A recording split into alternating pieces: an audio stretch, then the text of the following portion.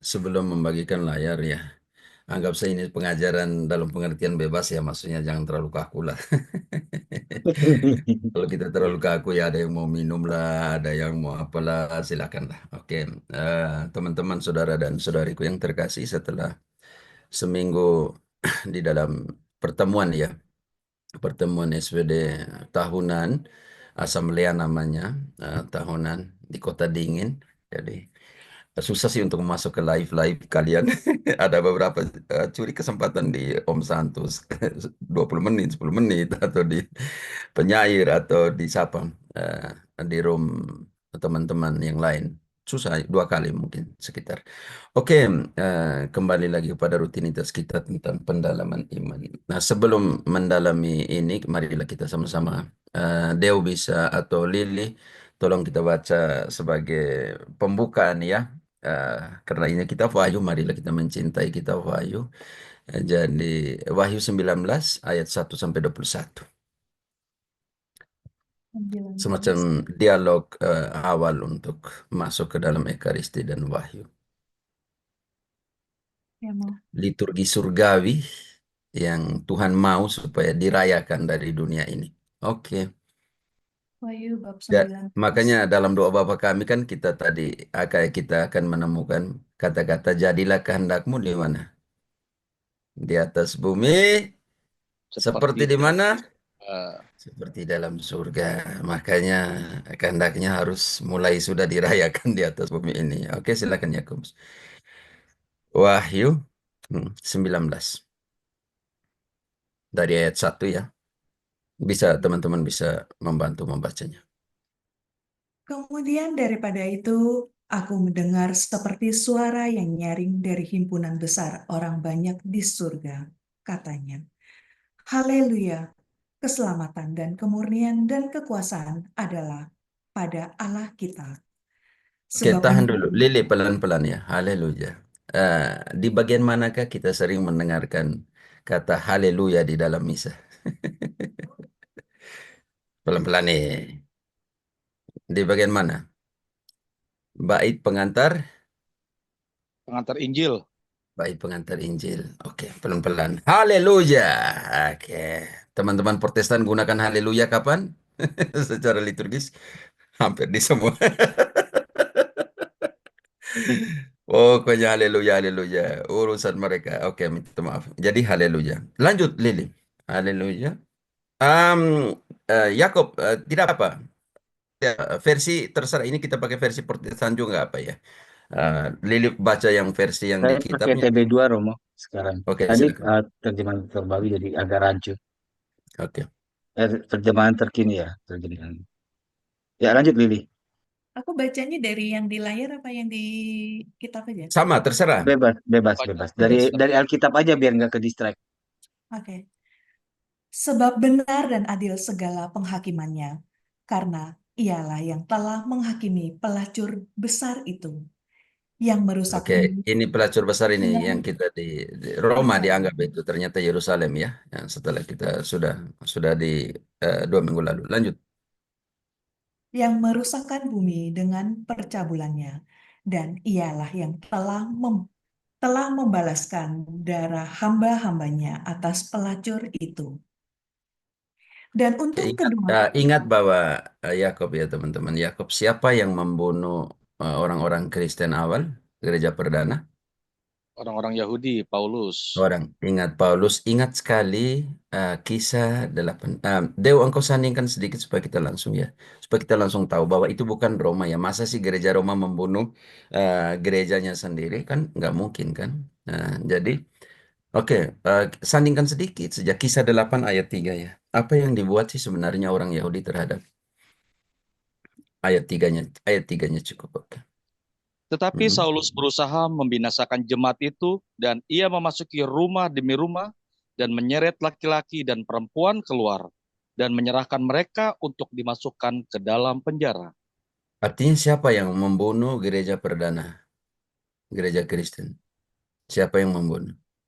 Oke, Orang-orang langsung ke pembunuhan. Oke, sebenarnya engkau jangan terjemahkan ke Indonesia, kembali ke Spanyol atau apa? Yakob, kembali ke Spanyol. Oke, Spanyol. Ke interlinealnya supaya ada terjemahan. Kembali ke semua ke terjemahan di atas interlinealnya. Jangan ke Indonesia ya. Pilihan umum di atas. Coba interlineal. Yang sudut kanan atas. Yang bahasa bendera Indonesia diganti ke ke Spanyol. Yang pertama. Yang awal. Di atas. Arriba lagi. Arriba tuh di atas. Oke.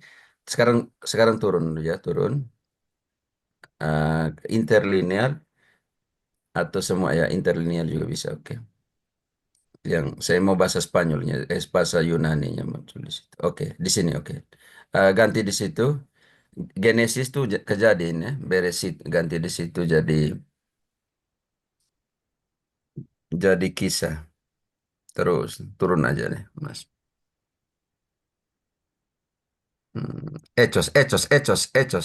Hechos. Sebelum Roma, setelah Juan. Oke, Hechos itu kejadian. Di situ 8 ayat 3. Oke, di sini. Oke, ini asamblea, ini eklesia di situ. Tekan di 1577 itu penjelasannya. Saya ajar kita ya. Oke, di atas di asamblea naf. Tekan di 1577 itu penjelasannya asamblea itu apa. Oke, Iklesia ya, teman-teman. Eklesia, gereja. Jadi bukan jemaat ya dalam pengertian ini ya, yang diterjemahkan ke Indonesia. Harus diterjemahkan sebagai gereja. Gereja, church. Definisinya iglesia, kongregasi, kongregasi. Jadi eh, definisi dua. Artinya iglesia itu artinya dipanggil keluar, tetapi artinya komunitas ya teman-teman. Jadi ini yang situs Protestan sendiri yang mengatakan itu. Saya tidak tahu kenapa teman-teman Protestan susah sih untuk menerima kenyataan ini kan. Oke, kembali lagi. Jadi itulah kenyataan ya, teman-teman. Siapa yang berusaha membunuh dan membinasakan gereja waktu itu? Siapa? Kan ini eklesia, asamblea, eklesia, gereja. Siapa? Orang Yahudi. Yahudi tidak. Makanya kalau di itu bilang ini Roma, pelacur besar itu Roma, keliru besar ya. Kembali ke teman, kalau kita kupas wahyu sedikit kita kaitkan semua ya. Yang tadi, maaf ya sambil minum ya teman-teman. Kopi ini kalau tidak kopi minum pagi nih, kepala sakit sebentar. Yang tadi, em, yang Wahyu 19 dulu. Baca. Supaya baca aja di situ supaya nanti kalau kita mau sambungkan paling gampang lah untuk itu. Kita pakai 19 yang Protestan punya. Oke. Lili silakan lanjut. Tiga sekarang ya. Empat Ya, ya. Tiga. tiga. Tiga. Dan untuk kedua kalinya mereka berkata, Haleluya, ya asapnya naik sampai selama-lamanya. Tahan. Dan Pendupaan dan semua. Karena itu saudara-saudariku, Wahyu 19 ini penting sekali dalam proses analisa, penafsiran dan juga menghidup ya Karisti yang Tuhan mau. Oke, lanjut. dan ke-24 tua-tua itu Sebenarnya ada penjelasan sebentar ya teman-teman. Tetapi ke-24 apa? dan ke-24 tua-tua dan keempat makhluk itu tersungkur dan menyembah Allah yang duduk di atas tahta itu. Dan Sebentar saya mau mereka jelaskan di dalam kitab Wahyu dan liturgi bait suci. Teman-teman saudaraku yang terkasih, kedua puluh empat tua-tua ini adalah tipologi yang diambil dari 1 Tawarik 24. Itu tentang pembagian 24 tugas kelompok imamat. Ah, Yakobus langsung ke Tawarik, 1 Tawarik bab 24. Sebentar ya teman-teman, nanti kita bisa lihat di sana, tetapi kita langsung lah pelan-pelan ya. Maksudnya kupas kupas pelan-pelan gitu kan sebenarnya. Apa yang ada di Tawarik 24? Dia nggak mau di situ. Coba ditekan. Yang TB2, dia nggak mau yang lain. Yang lain dia nggak mau. Coba bahasa Indonesia, iya. Langsung ke TB2. Terjemahan baru nggak mau sampai ke 24. Oke, sekarang. Inilah, Pemimpin-pemimpin kudus, pemimpin-pemimpin Allah. enggak, inilah rombong-rombongan anak Harun. Ya, Lalu selanjut ke bawah. Lanjut terus. Terus. Terus pemimpin-pemimpin di antara suku Lewi. Oke, yang pertama. Mulai. Undian yang pertama. Baca dulu ayat 6-nya. Sebelum ke-7. ayat 6. Dan Semaya bin Natelael, panitera itu seorang Lewi, menulis nama mereka di depan raja, di depan pembesar-pembesar, Imam Zadok, Ahimelek bin Abiatar, dan di depan kepala-kepala puak para imam. Dan orang Oke. Lewi, Oke, sekarang mulai undian pertama. Pertama, undian yang pertama jatuh pada Yoyarib, yang lanjut terus kedua, Yakub sampai di bawah sampai yang ke berapa? Apakah sampai ke 24 atau tidak? Oke, 18-nya. ya, Maasiyah. Tidak harus dibaca ke 20 berapa? Baca ayat 18-nya, Deo. Supaya tak penekanan di angka, ya oke. Yang ke-23 pada Delaya, yang ke-24 pada Maazia. Artinya berapa kelompok imam? 24. Tugasnya untuk apa? 19.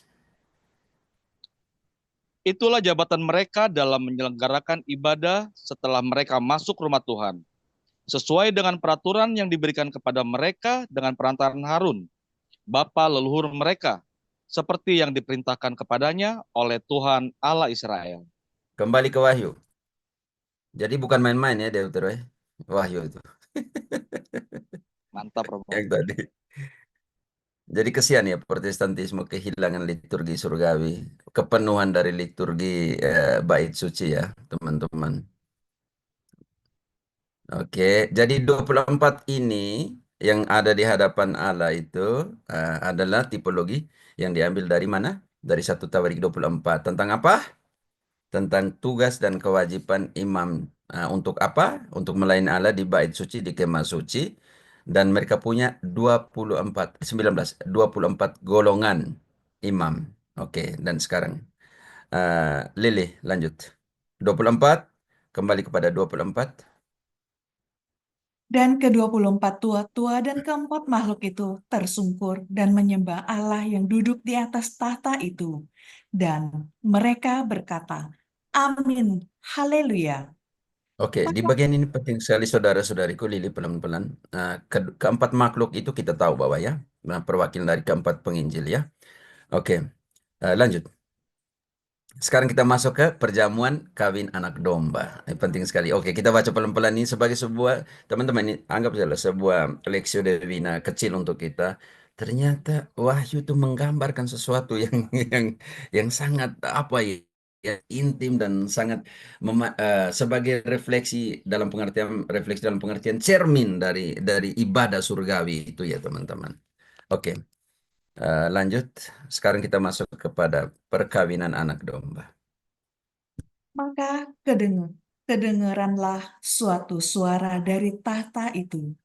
Pujilah Allah kita, hai kamu semua hambanya, kamu yang takut akan Dia, baik kecil maupun besar. Mm-mm. Kita Lalu masuk ke dalam Mazmur, tanggapan dan semuanya teman-teman. Oke. Lalu ini pujian pertama dinyanyikan. Oke, yang begini. Yang pertama beberapa orang yang nyanyi, pemazmur yang nyanyi. Contoh kecil. Utuslah rohmu ya Tuhan dan jadi baru seluruh muka bumi. Lalu umat mengulang kembali. Namanya responsif. Penting sekali. Oke, apa yang suara dari takhta itu katakan seperti apa? Pujilah Tuhan, tata tata tata. Lalu ayat 6. Lalu aku mendengar seperti suara himpunan besar orang banyak, seperti desau air bah, dan seperti deru guru yang hebat. Katanya, Haleluya, karena Tuhan Allah kita yang Maha Kuasa telah menjadi Raja. Anggota KOR di sini. Siapa yang anggota KOR di sini? Mantan anggota KOR. Tidak ambil bene, gitar, kung kung bunyi sana sini. Tidak, di dalam ketenangan. Desau air bah dan deru lembu di dalam penglihatan. Ya, Sylvester. Ah, halo. Susah ya suaranya. Nggak dengar Pak Sylvester, nggak dengar Pak Sylvester. Ah, doubling dan bunyinya nggak kedengaran. Oke, lanjut. Ayat 7. Eh, ada gangguan mic-nya ya, Pak Sylvester? Oh, bukan tuh si Tega itu, Romo Tega baru masuk. Tega, jangan. Oh ya, maaf ya. Tega Keluar jangan lagi deh, hidupkan mic-nya. keluar baru masuk lagi deh ntar. Lagi keluar Oke, dulu oke. dia. Lanjut ayat 7-nya. Marilah kita bersukacita dan bersorak-sorai dan memuliakan Dia, karena hari perkawinan anak domba telah tiba dan pengantinnya telah siap sedia. Hanya dalam kitab Wahyu kita temukan 36 kali kata anak domba. Hanya Wahyu. Kita temukan pengulangan 36 kali anak domba. Oke, lanjut teman-teman. 8. Dan kepadanya dikaruniakan supaya memakai kain lenan halus yang berkilau-kilauan dan yang putih bersih. Lenan Oke, ini halus jubah teman-teman, ini jubah ya. Bandingkan ke ke apa ya, ke Inggris ya. Ada di sampingnya. Uh, jadi itu uh, jubah putih dan semua. Ingat bahwa misa dan semua itu romo-romo tidak boleh pakai dasi kan? Deo, kapan romo-romo pakai dasi, Jimmy? Pakai liturgis lah. Masa sih masuk dalam perkawinan anak domba pakai dasi? Oke, oke teman-teman, ini pakaian liturgis ya. Oke, silakan. Lanjut. Berkilau dan putih bersih, lenan halus adalah buatan perbuatan itu sudah diterjemahkan seperti itu. Lenan halus adalah perbuatan-perbuatan yang benar dari orang-orang kudus. Lucu ya, ini terjemahannya Protestan, tetapi tapi tidak dikatakan di sini ya. Mereka nggak mau baca ini.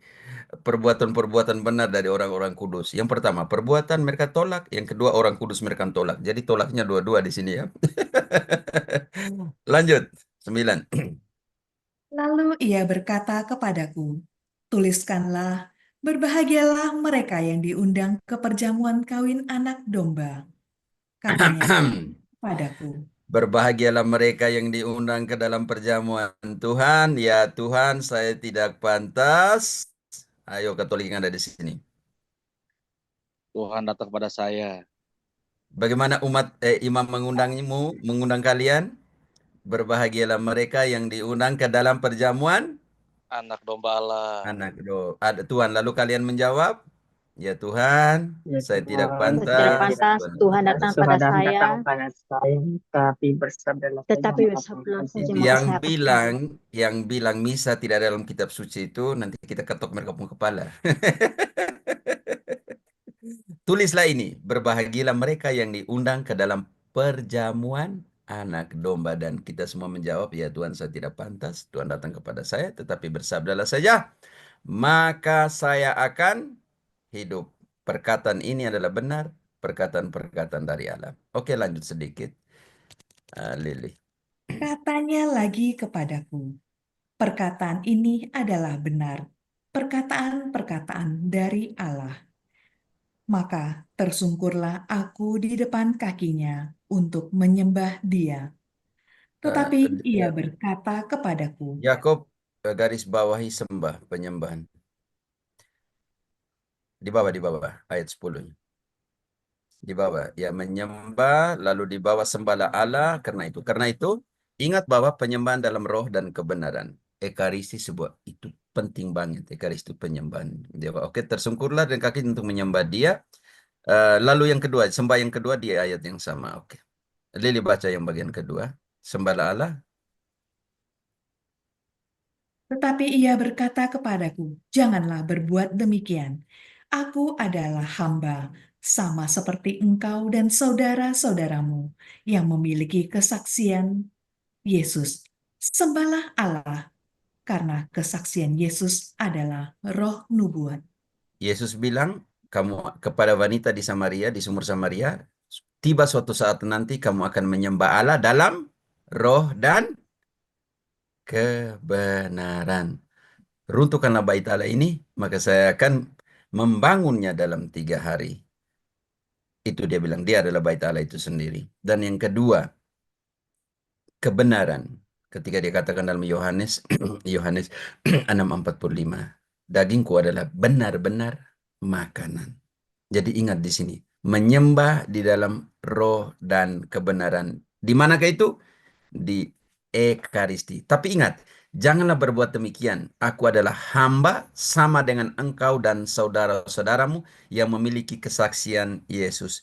Dan ingat Deutero atau Yakob sandingkan di mana posisi imamatnya sama dengan imamatnya Yesus. Hanya Yesus sebagai imam agung. Ibrani, sandingkan dulu ayat ini, sandingkan ke sana. Kita ini sama loh di hadapan Allah. Jadi penting banget ya Ibrani 2 ayat 17. Ibrani 2 ayat Ayat 17. 17. Oke, sebentar di layar supaya teman-teman. Oke. Oke, ingat. Ibrani Ibrani, ya, oke. Yuk. ya. Ibrani 2 ayat 17. Itulah sebabnya, maka dalam segala hal ia harus disamakan dengan saudara-saudaranya, supaya ia menjadi imam besar yang menaruh belas kasihan dan yang setia kepada Allah untuk mendamaikan dosa seluruh bangsa. Ini penting sekali. Posisi imam di hadapan Yesus. Ya harus disamakan dalam segala hal dengan siapa? Di situ dikatakan satu hal atau dalam segala hal? Dalam segala hal. Dalam segala hal. Disamakan dengan saudara-saudaranya, nyanya besar atau kecil? Besar. Ini berarti Yesus punya saudara. Supaya ia menjadi imam besar, artinya kepala imam. Yang menaruh belas kasihan dan setia kepada Allah untuk mendamaikan dosa manusia. Maka tadi di Wahyu bilang, kita ini sama ya dalam pengertian itu ya. Kita punya imam agung ya satu ya, anak domba itu ya. Jangan lupa itu. Jadi contoh, dia menghapusi dosa, dia beri otoritas penghapusan dosa. Dia merayakan, dia memberikan inilah tubuhku, inilah darahku. Dia bilang kepada para rasul, lakukanlah itu. Perintah. Dia beri otoritas seperti itu. Dia beri otoritas untuk apa? Untuk melepaskan dosa, menyelesaikan perkara. Dia punya kunci. Dia berikan kepada Petrus. Akan kuberikan kunci kerajaan Allah. Jadi saudara dan saudariku yang terkasih. Dan kepada para rasul, 18 Matius katakan, apa yang kamu lepaskan, sudah umum ya. Apa yang kamu lepaskan akan terlepaskan. Apa yang kamu ikat akan terikat. Dalam pengertian ini. Jadi kembali ke Wahyu teman-teman. Tadi hanya giring sedikit supaya kita sama-sama membaca dalam pengertian. Oh ini bagaimana? Samanya di mana? Oh dalam keimamatan ya teman-teman. Hanya Yesus sebagai imam agung. Masuk satu kali selamanya. Mati satu kali untuk selamanya. Dan apa yang harus dibuat seperti Paulus. Sampai ia datang lagi kamu harus makan tubuh dan darah itu. Oke. Sampai ayat berapa tadi? 11 mau. Oke silakan. Lalu aku melihat surga terbuka. Sesungguhnya ada seekor kuda putih, dan ia yang menungganginya bernama Yang Setia dan Yang Benar.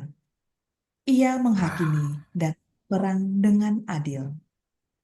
Dan matanya bagaikan nyala api, dan di atas kepalanya terdapat banyak mahkota, dan padanya ada tertulis suatu nama yang tidak diketahui seorang pun, kecuali ia sendiri.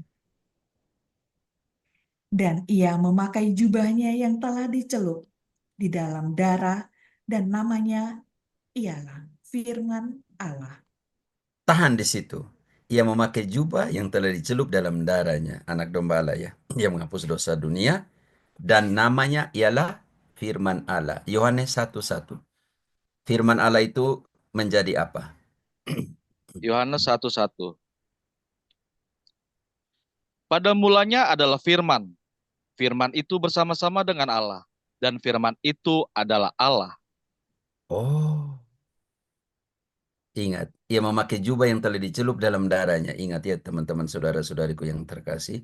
Ingat kain kain lampin yang dibungkus kepada dia di di palungan ya. Sebentar kita sentuh sana. Oke, lanjut. Dan dia adalah firman Allah. Dan siapakah firman itu? Yang menjadi manusia. Siapakah firman itu menjadi manusia? Teman-teman, siapakah itu firman yang menjadi manusia? Yesus Kristus. Yesus itu sendiri, anak domba itu sendiri. Oke, siapa lagi? Tapi di sini sudah di jubah, ya teman-teman, jubah. Jangan lupa itu ya. Jadi pakaian liturgis ya teman-teman. Bukan pergi ke sana yang pakai dasi. Tanya, di manakah? Kalau Protestan yang baik dia tanya, pendeta di mana ada dasi di dalam dasi? Apalagi namanya dasi atau apa itu? Apa Romo? Yang Eh, Jas, kalau jas. saya Protestan yang baik, saya tanya, pakaian liturgisnya pendeta ada di mana di kitab suci? Kan harus sola Scriptura, kan? Pertanyaan kecil. Oke, kan nanti kalau teman-teman yang... Oke. Lanjut dulu, 14. Hampir selesai. Hanya untuk buat supaya Lexio Divina sebelum masuk ke Wahyu. Dan semua pasukan yang di surga mengikuti dia. Mereka menunggang kuda putih dan memakai lenan halus yang putih bersih. Dan dari mulutnya keluarlah sebilah pedang tajam yang akan memukul segala bangsa. Dan Firman ya, teman. Pedang itu firman ya. Firman itu bagai pedang bermata dua, kata kata Paulus. Dan Simeon kata kepada Maria, sebuah pedang akan menembusi jiwamu. Artinya firman itu sendiri. Oke? Tadi kita sudah sentuh Allah yang datang itu adalah firman ya, firman Allah. Oke. Ya, ini bahasa pedang, teman-teman, pedang tajam dalam pengertian ini firman itu sendiri akan memukul segala bangsa. Lalu ia akan menggembalakan mereka dengan gada besi, dan ia akan memeras anggur dalam kilangan anggur, yaitu garis bawahi gada besi, Yakob. Deutero sandingkan ke Wahyu 12 ayat 5. Wahyu 12 ayat 5. Maka ia melahirkan seorang anak laki-laki yang akan mengembalakan semua bangsa dengan gada besi. Tiba-tiba anaknya itu Oke. dirampas dan Sudah, dibawa lari. saudara besi. Artinya di sini raja ya, teman-teman ya. Raja, dia akan dikatakan ini Yesus ya dalam pengertian ini. Sandingkan Dew atau teman-teman ke Lukas 1:33. Lukas 1 ayat 33. Dan ia akan menjadi raja atas kaum keturunan Yakub sampai selama-lamanya. Dan kerajaannya tidak akan berkesudahan. Hmm. Oke, makanya ayat 16 dijelaskan. Pada jubahnya, Lili. dan pada jubahnya dan pahanya tertulis suatu nama, yaitu Raja segala raja dan Tuan di atas segala tuan. Oke, teman-teman. Sudah. Oke, hanya mau jelaskan apa yang memperkuat awal ya, dia ini raja ya. Oke. 17-nya. Lalu aku melihat seorang malaikat berdiri di dalam matahari, dan ia berseru dengan suara nyaring kepada semua burung yang terbang di tengah langit. Katanya, marilah ke sini dan berkumpullah untuk turut dalam perjamuan Allah, perjamuan yang besar, Oke, supaya tahan. Teman, jangan dulu, tahan dulu. Saudara-saudariku yang terkasih. Orang Israel dalam liturgi bait suci, mereka mencontohi liturgis para malaikat. Sedangkan Katolik merayakan misa bersama dengan Orang-orang kudus. Malaikat dan orang-orang para kudus. malaikat. Ada perbedaan di sini, saudara-saudariku yang terkasih. Orang Yahudi mereka mencontohi siapa? Ibadahnya siapa? Para malaikat. Tetapi Katolik dalam misamu engkau merayakan Ekaristi bersama dengan para malaikat dan Para orang-orang malaikat. kudus. Bukan lagi mencontohi para malaikat dalam ibadah, melainkan bersama dengan baca Para ayat malaikat. itu penting sekali, Lili, ditekankan di situ. Itu adalah perbedaan ibadah antara Yahudi dan misa ya. Orang Yahudi mencontohi para malaikat, orang Katolik dalam misa bersama dengan para malaikat. Oke, apa undangan malaikat? Lili ayat 17, Lili. 17 ya, Mo. Lalu aku melihat seorang malaikat berdiri di dalam matahari dan ia berseru dengan suara nyaring kepada semua burung yang terbang di tengah langit.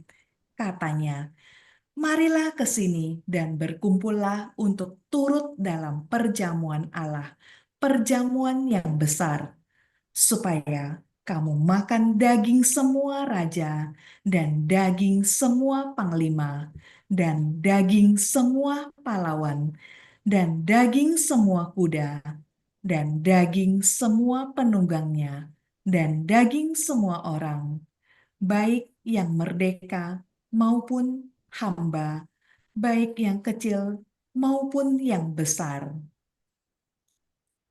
Dan Mm-mm. aku Nanti, dan aku nanti melihat binatang itu. semua jadi dirangkumkan semua, oke?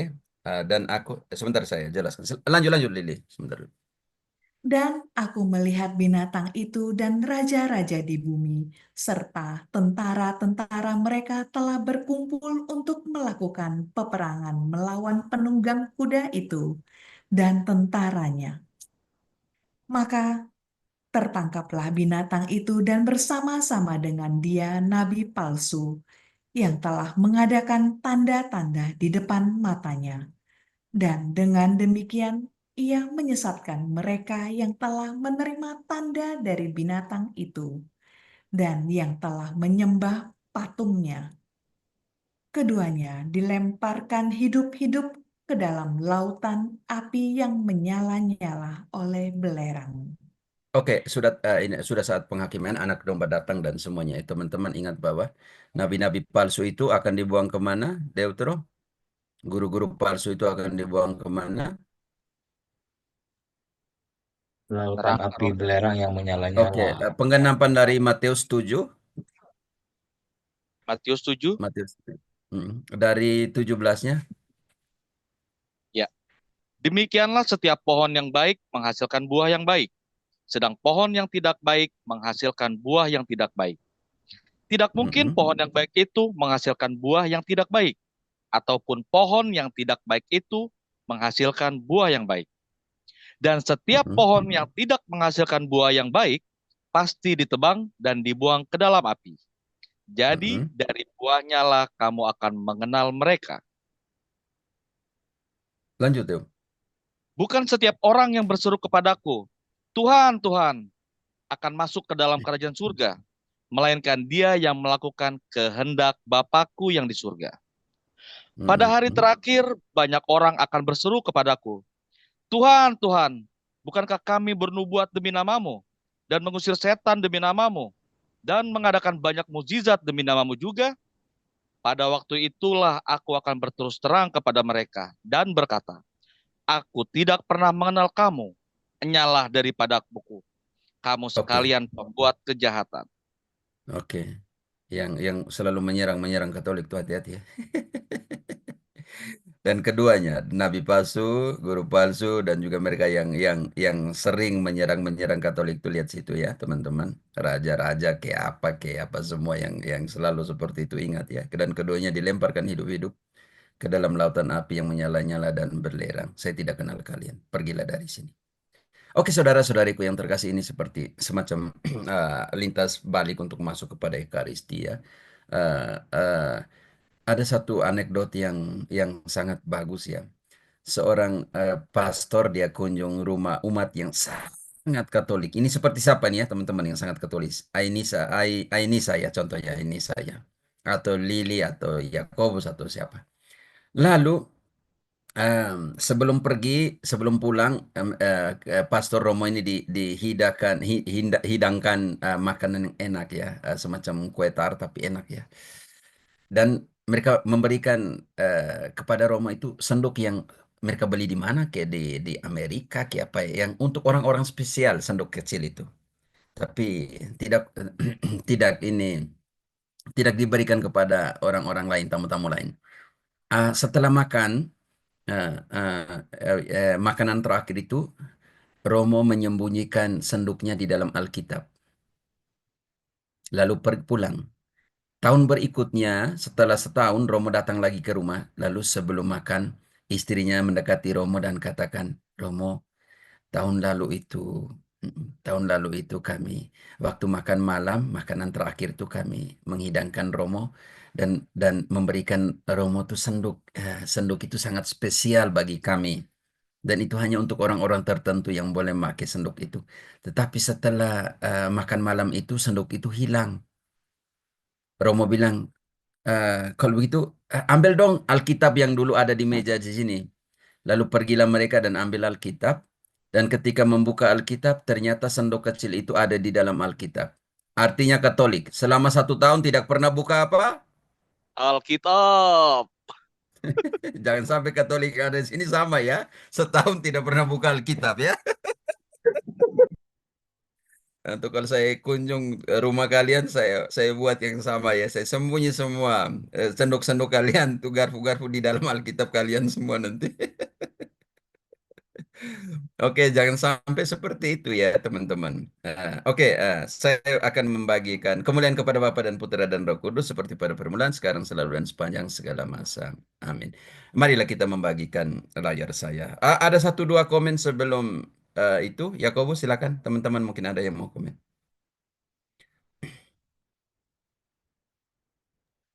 Ya, kalau komen dari saya ini eh, apa namanya? Yohanes 19 ini mengingatkan saya pada Ekaristi. Memang benar sih Romo, karena pertama jelas sekali di situ eh, ada kata-kata yang biasa kita pakai dalam liturgi Ekaristi. Kemudian juga eh, di sini juga dijelaskan. Tadi saya pengen nanya ini Romo yang masalah daging itu Romo. Benar-benar daging yang ayat 18 ini Romo. Mungkin Romo bisa jelaskan dulu Romo sedikit. Oke, oke, sebentar. Kembali ke Supaya layar. kamu makan Kembali. daging semua. Oke, Mm-mm, coba saya share dulu ya. mm-mm, Nah, ini Romo di sini. Supaya kamu makan daging semua raja dan daging mm-mm, semua panglima. Ini kata-kata mm-mm. daging semua diulang-ulang. Jadi ini bukan simbol ya Romo, daging. Bukan. Jadi Yesus kan semua, Raja segalanya. Dia Iya, seluruh betul. dia penunggang dari. Jadi kamu jangan ingat itu, makanya sangat ekari. Makanya coba sandingkan langsung ke Yunani ya. Pakai pakai SARS atau tidak di situ.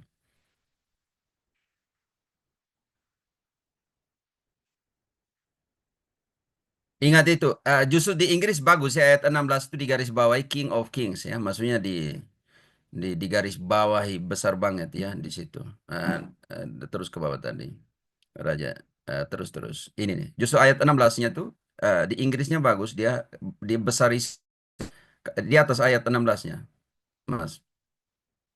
Hmm. Di sini benar-benar di garis bawah ya, justru itu situs Protestan ya. Engkau kembali kepada interlinear tapi Spanyol ya. Kita supaya kita lihat Spanyol Romo. Yunani. Oke, sebentar. Tadi saya cari Greek kok di sini nggak muncul ya. Espanyol ya. Espanyol. Engkau harus ganti di atas, Kita. di ujung atas kiri kanan, tangan kananmu atas harus ke Oh ya, Spanyol. ini Harus kanan. diganti di Lalu situ. ke Espanyol. Nah, kalau di Spanyol dia muncul. Oke, terus Oke, saya ganti Biblia Interlineal. interlinear 19:18 Saya tadi. masukin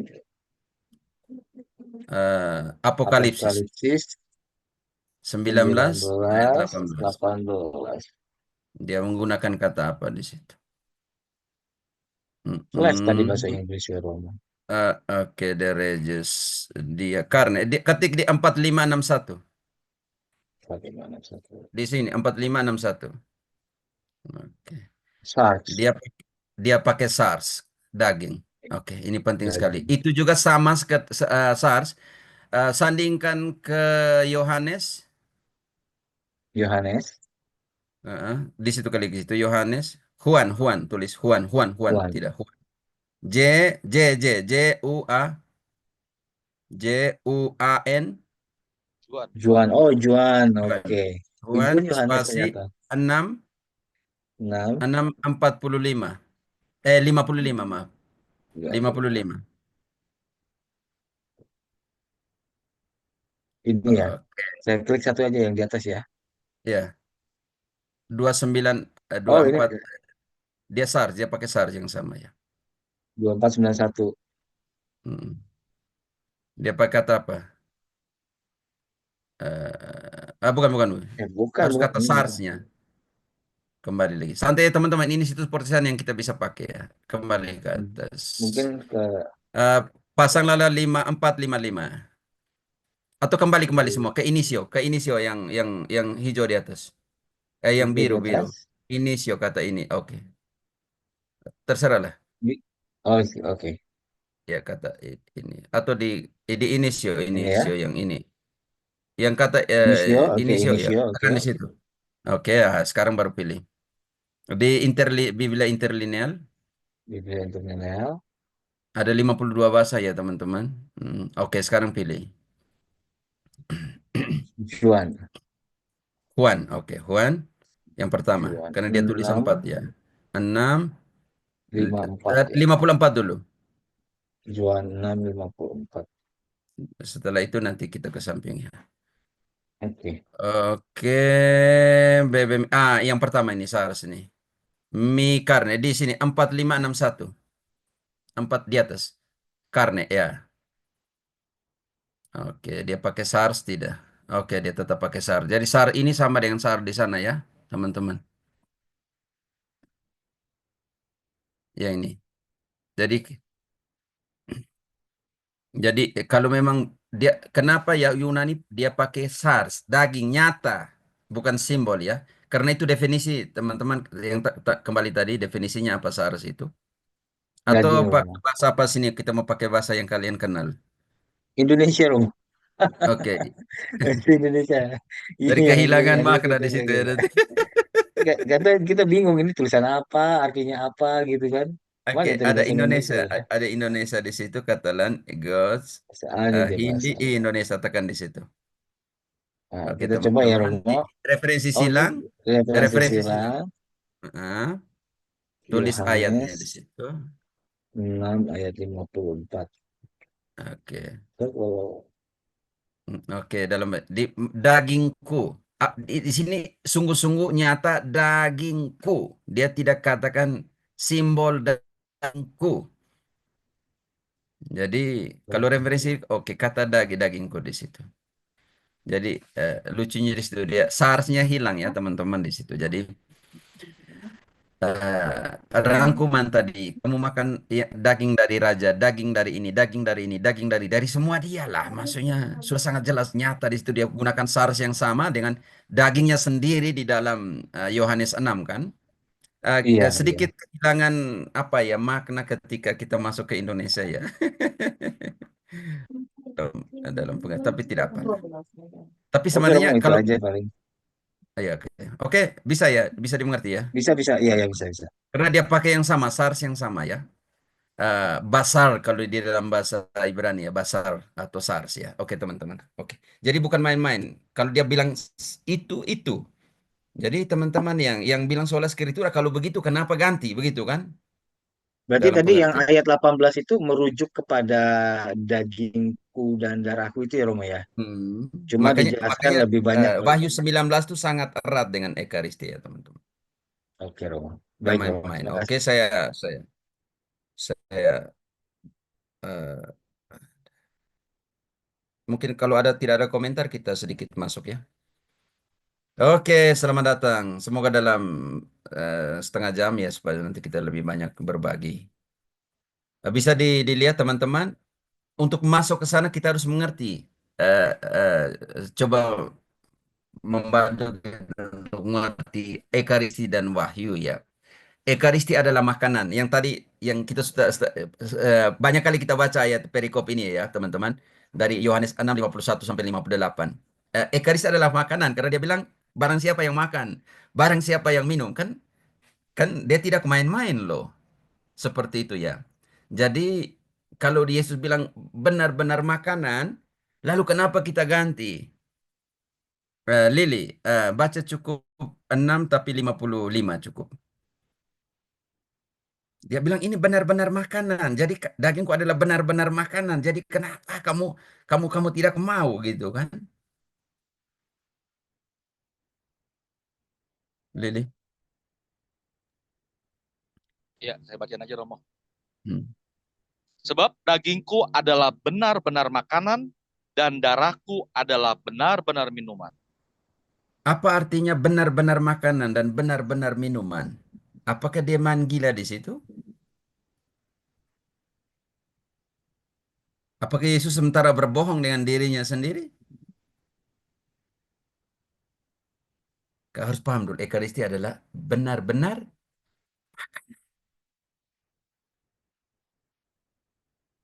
Kalau memang makanya Katolik hati-hati datang ke Ekaristi tidak bilang, saya tidak mau pergi makan. Malas. Apa yang terjadi dengan tubuhmu? Deo, kalau kamu tidak mau makan. Lemes Romo. Hmm. Bagaimana dengan jiwamu?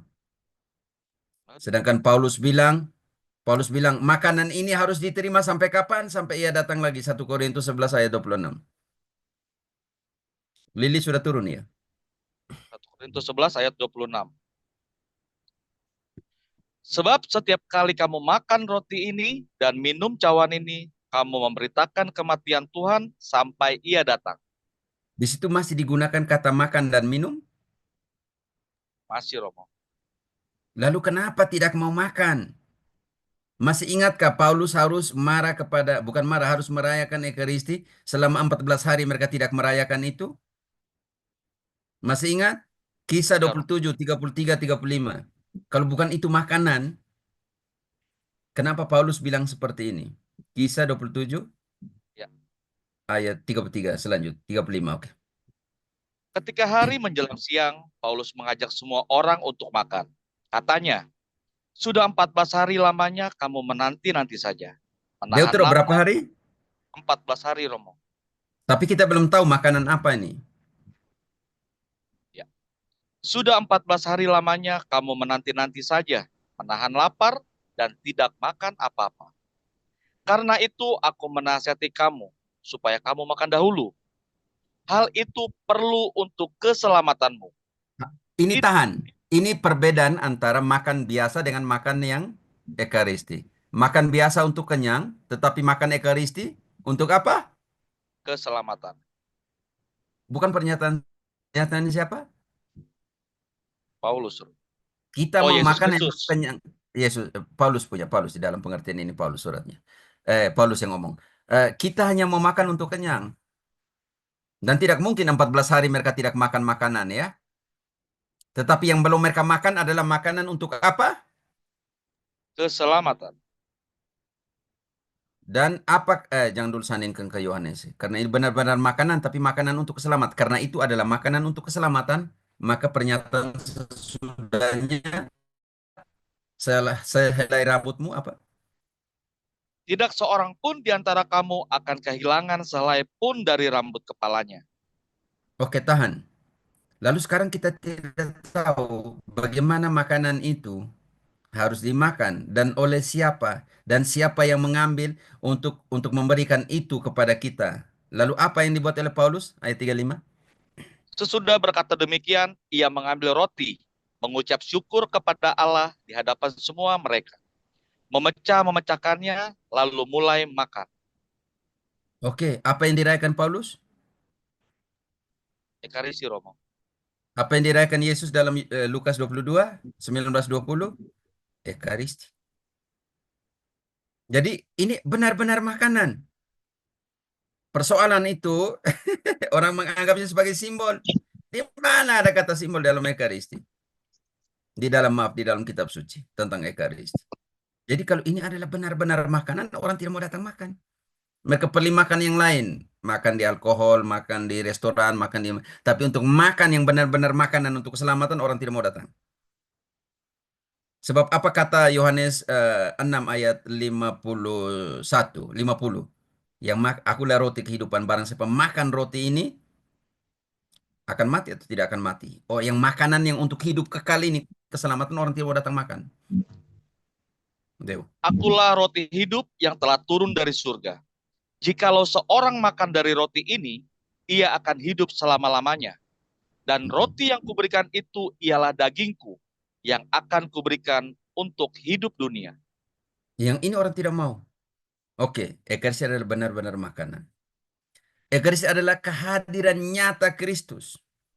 Karena dia kehadiran nyata Kristus, maka apa yang dikatakan oleh Paulus, barang siapa tidak layak dan barang siapa tidak mengimani itu sungguh-sungguh, dia mendatangkan apa? Karena itu kehadiran nyata yang tadi Yohanes 6:55, dagingku adalah benar-benar makanan, dia sungguh-sungguh ada di sana.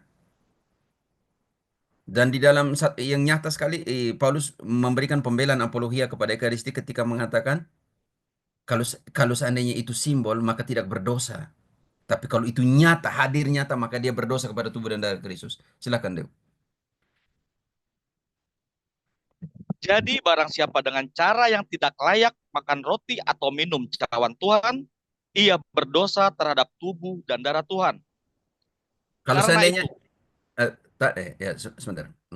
Nanti karena itu ayat 27, tinggalkan 28 sedikit. Karena itu saudara-saudariku yang terkasih, kalau kalau seandainya simbol tidak berdosa, kalau seandainya nyata, hadir nyata, ya pasti berdosa. Ayat 29. Kalau tidak ada iman bahwa yang saya terima adalah tubuh Tuhan, bahaya Katolik.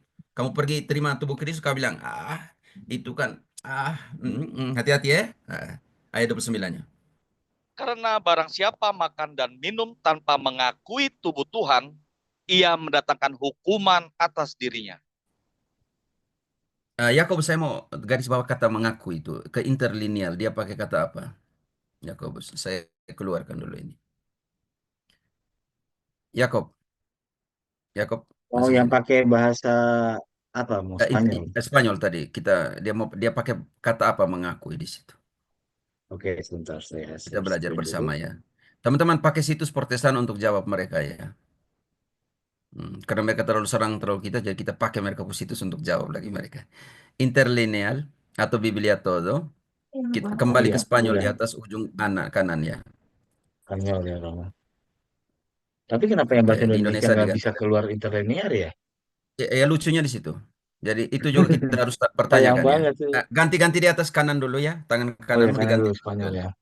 ke Spanyol. Kalau di Spanyol dia keluar juga di atas, di kanan Kalau atas. Inggris keluar nggak, Romo? Inggris keluar juga. Oh, atau Kita Inggris ke aja ya, biar kita Inggris dulu, Inggris betul. aja ya. Nah, Inggris aja Oke. deh, biar bisa bareng-bareng. Ya, teman-teman. Maaf ya, karena saya Spanyol di sini, jadi Inggris. Yang kedua, oke. Iya, Romo. Uh-uh, Baik. Inggris. Oke, Berapa tadi? dia 1 Korintus. Ini 1 Satu Korintus juga. Pilihan Genesis tuh ganti ke Korintus itu Chronicle ya. 1 Korintus Corinthians 11.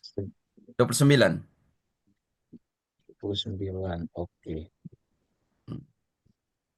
Kok nggak keluar? Dia nggak mau keluar ya. Aduh, ini Bentar, jadi sama. susah. Sorry. Satu Inggris dia nggak, Korintus. itu masih Spanyol di atas tuh. Enggak, ini udah ada Inggris loh, Mas. Satu Oke.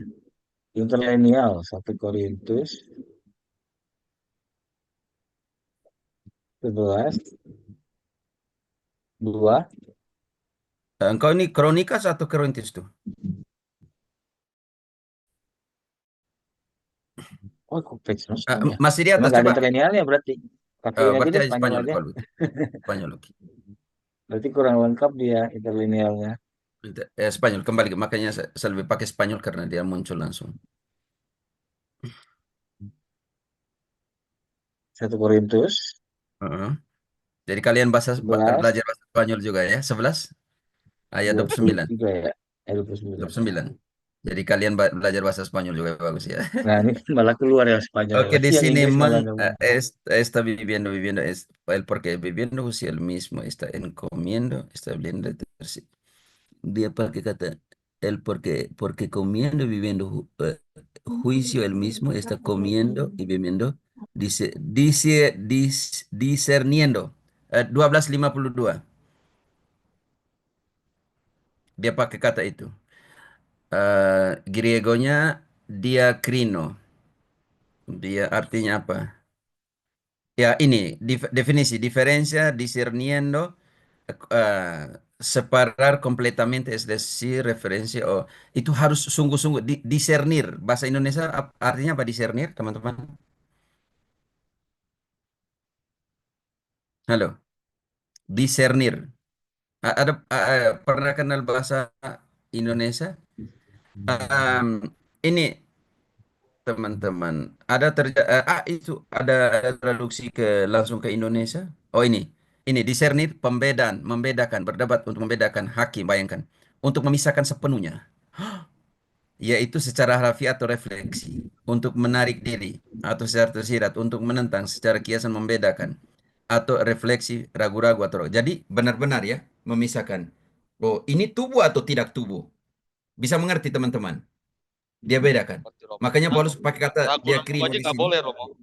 Ya, Ragu-ragu aja nggak boleh. Iya, berarti ragu-ragu nggak artinya boleh. Heeh. Dia sungguh-sungguh harus bisa memisahkan. Oh, ini sungguh-sungguh tubuh Kristus selesai. Karena dia pakai kata diakrino di sini. Oke, teman-teman, kita kembali. Oke. Jadi penting ya. Yang lucunya sudah ada di situs mereka, mereka tidak mau pakai. Berarti marah orang yang buat ini kalau gitu ya. Di mana tadi ya? Sedang minum tidak cerdas ya. Sendiri sedang makan. Yang dia pakai cerdas ya bahasa Indonesia ya. Lucu ya diterjemahkan sebagai cerdas. Oke. Tapi tidak apa. Oke, kita kembali teman-teman. Kembali ya. Saya mau katakan bahwa harus tahu membedakan. Membedakan. Ini yang saya terima ini simbol atau yang benar nih. Karena itu berbahaya untuk saya nanti. Hmm. Oke teman-teman. Saya kembali membagi layar. Eh, Semoga cepat-cepat ya. Kesian juga kalian sudah bertahan di sini. Sudah terlalu lama tadi kita ya. Yakub, saya lanjut ya. Oke, kehadiran nyata. Sekarang, Ekaristi menuntut kita. Dia tidak main-main. Bukan kita menuntut Ekaristi, sekarang Ekaristi menuntut kita. Menuntut bagaimana? Menuntut kesetiaan dalam cinta. 1 Korintus 10 ayat 21. Ekaristi menuntut kita tapi dalam cinta. Silakan Dewa atau ya. Lili atau 1 Korintus 10 ayat 21. Kamu tidak dapat minum dari cawan Tuhan dan juga dari cawan roh-roh jahat. Kamu tidak dapat mendapat bagian dalam perjamuan Tuhan dan juga dalam perjamuan roh-roh jahat. kesetiaan. Kamu mau pakai siapa punya? Setan punya atau kamu pakai Tuhan punya? Menuntut kesetiaan dalam cinta. Kamu pakai yang siapa punya? Lili, terpotong-terpotong tadi. Mungkin sinyal ya. Iya, seperti sinyalnya Romo. Butuh penekanan Sinyalnya, keras itu. Kamu sinyalnya cawan Romo. siapa punya kamu minum ini? Ini saya ya, Iya. teman-teman. Iya, sinyalnya Romo suaranya putus-putus tadi kayak robot. Oh ya, sinyalnya saya. Minta maaf. Sudah. Halo, halo. Sudah, Ya, Mo. bagus Lancar Romo. Romo. Ya, Sudah. sudah. Lili, suaramu kecil banget ya. Iya, Mo, bentar. Ini butuh penekanan ini. Kamu cawan siapa punya cawan yang kamu mau nih? Saya bantu Romo. Setia kepada cawannya siapa? Ya. Kamu tidak dapat minum dari cawan Tuhan dan juga dari cawan roh-roh jahat. Lanjut, Kamu belum tidak selesai. dapat mendapat Kamu tidak dapat mendapat bagian dalam perjamuan Tuhan dan juga dalam perjamuan roh-roh jahat. Kesetiaan dalam cinta. Bagaimana kita setia? Ekaristi menuntut kesetiaan kita. Makanya Paulus di dalam bab selanjutnya, di dalam 1 Korintus 11 ayat 17 sampai 22, dia bilang ini nih perayaan orang-orang seperti ini nih, yang tidak setia ini. Mereka merayakan seperti apa? Di 1 Korintus 11 ya Romo ya. Apakah 1 Korintus Ayat 10? ayat 7 ayat 11, ayat 17 sampai dengan bab selanjutnya, bab seterusan Oh ya, iya. bab Oh. berikutnya. Dalam peraturan-peraturan yang berikut, aku tidak dapat memuji kamu. Sebab pertemuan-pertemuanmu tidak mendatangkan kebaikan, tetapi mendatangkan keburukan. Sebab pertama-tama aku mendengar bahwa apabila kamu berkumpul sebagai gereja, ada perpecahan di antara kamu. Dan hal itu sedikit banyak aku percaya. Sebab di antara kamu harus ada perpecahan, supaya nyata nanti siapa di antara kamu yang tahan uji. Apabila kamu berkumpul, kamu bukanlah berkumpul untuk makan perjamuan Tuhan. Sebab pada perjamuan itu tiap-tiap orang memakan dahulu makanannya sendiri, sehingga yang seorang lapar dan yang lain mabuk. Apakah kamu tidak mempunyai rumah sendiri untuk makan dan minum?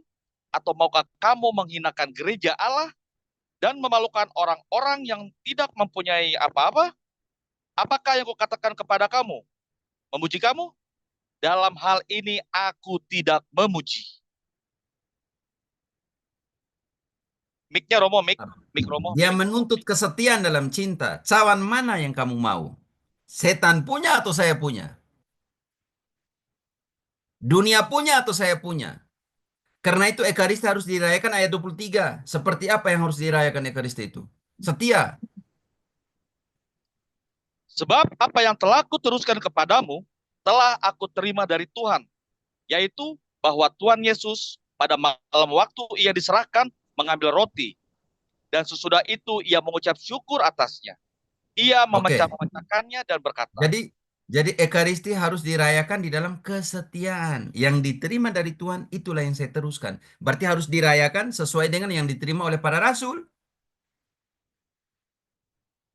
Jangan marah. Jadi kamu tambah Ekaristi suka-suka, buat ini perjamuan simbol suka-suka. Dia Ekaristi sendiri menuntut kesetiaan kita. Tetap kesetiaan dalam cinta. Cawan mana yang kita pakai? Tuhan punya atau setan punya? Dunia punya atau Tuhan punya? Keras loh Paulus. Yang kedua, menuntut kesatuan dalam gereja. 16-17-nya ya. 1 Korintus 10, tapi baca dari 16-nya.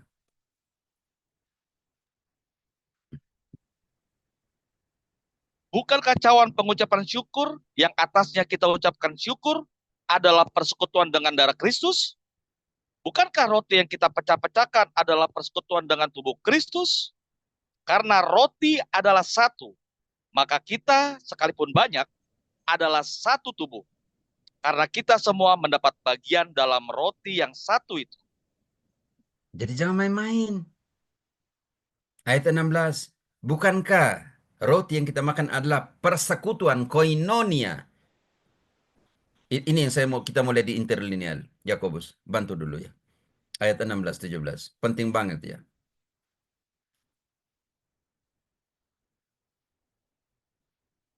Yakobus, bantu. 1 Korintus 10, 16. 1 Korintus 10:16 ya Romo, sebentar ya. Saya coba pakai yang punya sabda aja Romo. 1 Oke. Korintus 10:16.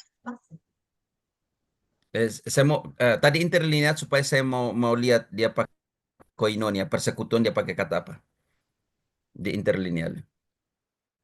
Oke. Di sini di sini ada Romo, dari Yunaninya Oh ya ada, di sini aja. Ini Inggrisnya ada. penting. Iya. Oke, di mana tadi? Bantu saya. Koinonia, persekutuan. Ya ini 2842. Oke. Koinonia. Dia tidak bisa lari. Dia koinonia di situ. Oke, tekan di situ.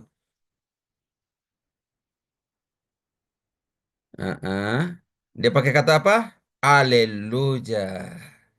Koinonia. Wow. Tidak main-main ya teman-teman ya.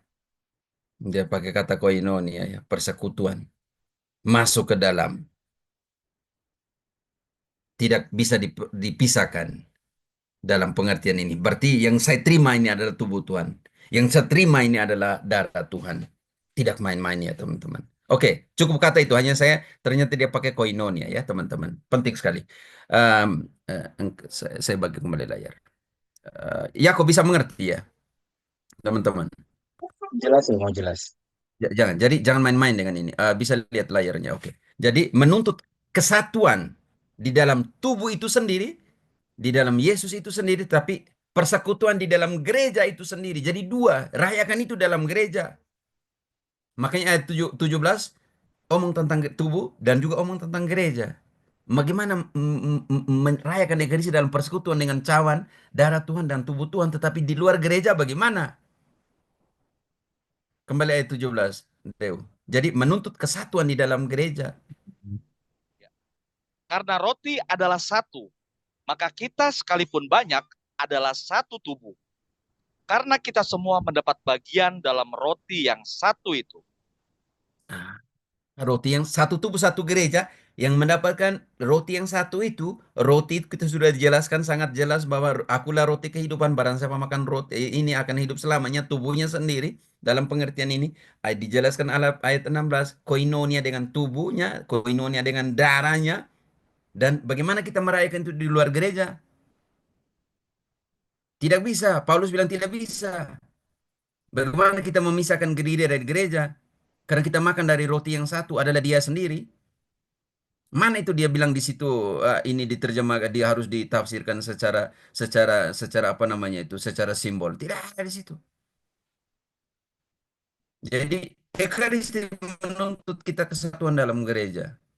Seperti kita bersatu koinonia dengan tubuh dan darahnya, kita harus bersatu di dalam gereja, bukan terpecah-pecah. Karena kita makan dari roti yang sama. Sekarang roti yang sama yang di mana? Adventista pakai roti bolu, Pentekostas pakai roti apa? Bagaimana roti yang sama? Teman-teman mungkin ada punya pengalaman di kultus. Kalian setiap yang pernah di Pentekostes, yang pernah di karismatik, apa mereka pakai roti yang sama? Beda-beda, Romo.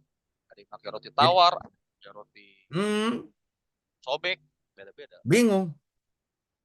Jadi yang ketiga, Ekaristi sendiri menuntut kita berpartisipasi kepada sama saudara kita dengan milik kita. Ini yang kita namakan Ekaristi membawa kita kepada diakonia.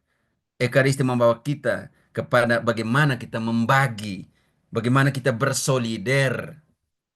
Jangan setelah Ekaristi muka asam, ketemu orang di lampu merah marah-marah. Jangan setelah Ekaristi lihat janda miskin yang di sana, kamu bilang, kerja. Nggak ada kesempatan untuk kerja. Bagaimana? Ekaristi membawa kita kepada bagaimana membagi, memecah-mecahkan roti, dan membagi apa yang kita miliki dalam pengertian ini. Seperti dia membagi dirinya kepada kita, memberikan dirinya, tubuhnya, rotinya adalah tubuhnya kepada kita. Kita juga harus bisa itu. Karena itu kisah 2:42 itu di bagian ketiga apa yang dilakukan oleh gereja perdana. Memecah-mecahkan roti dan apa? Oke. Ya.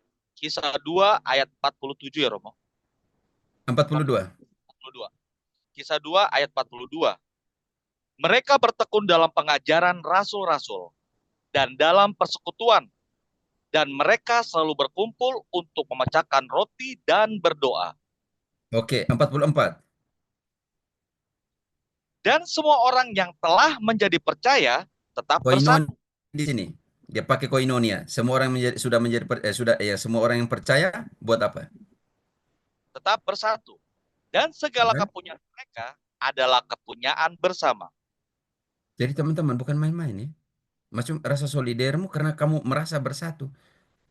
Di sini sangat jelas semua orang yang percaya bersatu. Ini semua orang yang percaya buat 60.000 denominasi. Bagaimana? 1 Korintus 11, 20, 21 yang telah kita baca.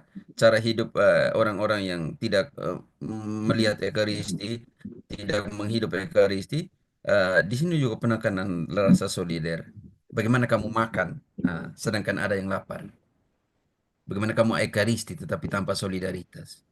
Karena itu Ekaristi menuntut kita tiga hal. Kesetiaan dalam cinta. Cawan mana yang kita minum. Yesus punya atau setan punya. Yesus punya atau dunia punya. Tidak ada opsi main-main di sini. Yang kedua, menuntut kesetiaan, kesatuan dalam gereja. Bersatu di dalam tubuh dan darahnya, juga bersatu untuk menerima itu di dalam gereja. Karena itu kita makan dari roti yang satu dan sama. Jadi jangan main-main itu. Jangan rayakan itu di luar gereja. Dalam pengertian di Protestan, di apa saja yang Katolik-Katolik suka-suka yang begitu seperti itu. Atau undang perjamuan di sana, bagi roti yang kau makan. Itu bukan, itu simbol. Buat apa makan di sana? Mau dingin atau panas imanmu? Sum-sum seperti gereja, kalau tidak itu gereja Laodicea, tidak. Salah satu dari gereja di Wahyu ya. Sum-sum, tidak panas, tidak dingin. Nanti muntah, seperti itu. Itu tiga, menuntut partisipasi kita. Yesus telah membagikan tubuhnya kepada kita. Jangan lupa berjuang untuk membagikan juga rasa solidaritas dan partisipasi kita kepada mereka yang membutuhkan. Oke teman-teman, dan kita masuk ke tema ini. Oke, Ekaristi dan Wahyu. Jadi tadi Ekaristi sebagai makanan yang benar, sebagai makanan sungguh-sungguh, Ekaristi sebagai kehadiran sungguh-sungguh, Ekaristi menuntut kita tiga hal tadi, dan sekarang kita Ekaristi adalah pengorbanan.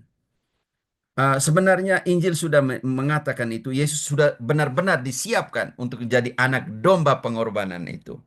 Sebelum masuk ke sana, kita kembali kepada liturgis bait suci, liturgi orang Yahudi. Apa yang mereka lakukan? Imam-imam buat apa tiap hari? Keluaran 29, 36, 38. Semoga jam 9 selesai ya teman-teman, semoga. Saya sudah omong terlalu panjang tadi. Kita terlalu interlineal, kita bandingkan. Minta maaf ya. Yakobus berapa menit lagi? Masih Jimmy? 30 menit lagi Romo, gas. Oke, semoga bisa. Supaya kita lebih terbuka kepada diskusi. Oke, silakan. Apa yang dilakukan imam-imam tiap hari dalam kultus mereka? Di ibadah kultus orang Yahudi di Bait Allah. Silakan. Keluaran 24 ayat 8. 29 ayat 36 38. Lihat layar, Mas. Lili, sudah bisa atau belum? Oh iya. Sinyalnya. Sedang tidak bisa, Romo. Sebentar Oke. deh dulu. Ya, 36. Oke. Tiap-tiap hari haruslah engkau mengolah seekor lembu jantan menjadi korban penghapus dosa untuk mengadakan pendamaian, dan haruslah kau sucikan mezbah itu. Dengan Oke, tahan mengadakan dulu. Deo, tahan dulu. Eh, berapa hari sekali? Seminggu sekali? tiap-tiap hari, Romo. Tiap bulan rayakan itu? Tiap-tiap hari, Romo. Tiap hari. Imam harus buat apa? Mempersembahkan sesuatu di atas altar, oke? Dan altar itu harus kudus. Lanjut. Dengan mengadakan pendamaian baginya, haruslah engkau mengurapinya untuk menguduskannya. 7 hari lamanya haruslah engkau mengadakan pendamaian bagi mezbah itu. Haruslah engkau menguduskannya, maka mezbah itu akan menjadi maha kudus. Setiap orang yang Altar itu kudus ya teman-teman. Persembahan yang di atas altar itu kudus. Dan altar yang menerima persembahan itu harus setiap kudus. orang yang kena kepada mezbah itu akan menjadi kudus. Inilah yang harus kau olah di atas mezbah itu. 2 anak domba berumur setahun, tetap tiap-tiap hari. Ya, sinyal saya ya teman-teman ya. Halo, halo. Ya lo, Romo. Sinyal saya ya. Jadi setiap hari harus olah apa? Langsung ayat 38 ya, Mas. Inilah yang harus kau olah di atas mezbah itu. 2 anak domba berumur setahun, tetap tiap-tiap hari. Artinya yang diolah di atas altar itu apa? Kurban, Romo. Iya, yang engkau harus baca tadi, barusan baca. Yang dipersembahkan di atas altar tadi apa namanya? 2 anak domba berumur setahun, Anak domba. Anak domba. Apa yang dikatakan Yohanes kepada Yesus? Yohanes 1:29. Yesus sebagai apa? Yohanes 1 ayat 29. Yohanes 1 ayat Ada di altar, di layar. Pada keesokan harinya Yohanes melihat Yesus datang kepadanya, dan ia berkata, lihatlah anak domba Allah yang menghapus dosa dunia. Lihatlah anak domba Allah yang menghapus dosa dunia. Dan sejak kelahirannya, Lukas 2:7. Semua orang Israel pasti tahu karena dia dibungkus dalam lampin dan ditaruh di atas palungan. Kenapa alasannya? Oke. Dan ia melahirkan seorang anak laki-laki, anaknya yang sulung. Lalu dibungkusnya dengan lampin dan dibaringkan di dalam palungan. karena tidak ada tempat bagi mereka di rumah penginapan. Nah, saudara-saudaraku yang terkasih Katolik, keren mau Katolik apa ya? Maksudnya di sini sudah dikatakan Bethlehem adalah tempat di mana para gembala dikenal sebagai daerah yang dikenal sebagai yang menghasilkan begitu banyak domba imakulata, anak domba tak bercela. Dan ketika induknya melahirkan domba yang tidak bercela, maka gembala-gembala akan membungkusnya dengan kain lampin dan memisahkannya dari anak yang lain dan anak domba yang lain dan ditaruh di atas palungan. Karena itu ketika malaikat mengatakan kepada para gembala dan kalian akan menemukan anak nanti akan di atas palungan yang dibungkus dengan kain lampin, makanya mereka, oh ini anak domba. Identifikasinya kepada anak domba. Karena itu Yohanes katakan, inilah anak domba Allah yang menghapus dosa dunia. Karena anak domba ini yang imakulata ini akan dipersembahkan sebagai korban penghapusan dosa. Jadi relasinya ke sana ya teman-teman. Dan itu kalau kita mau sandingkan dalam proses itu ada 36 kali di kitab Wahyu dikatakan anak domba, anak domba, anak domba. Oke, sebelum masuk ke sana kita lihat dulu ya. Matius 29, 28, 26, 28 atau Lukas 22, 19, 23 juga adalah pengorbanan darah dan semuanya. Contohnya, contoh kecil ya. Matius 26, 28 langsung. Dew, Ya, satu ayat aja. sebab inilah darahku, darah perjanjian yang ditumpahkan bagi banyak orang untuk pengampunan dosa. Oke, teman-teman bisa lihat di gambar belakang ya, anak domba Allah yang dipersembahkan di altar.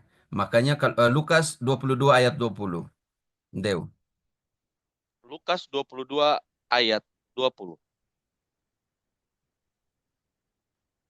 Demikian juga dibuatnya dengan cawan sesudah makan.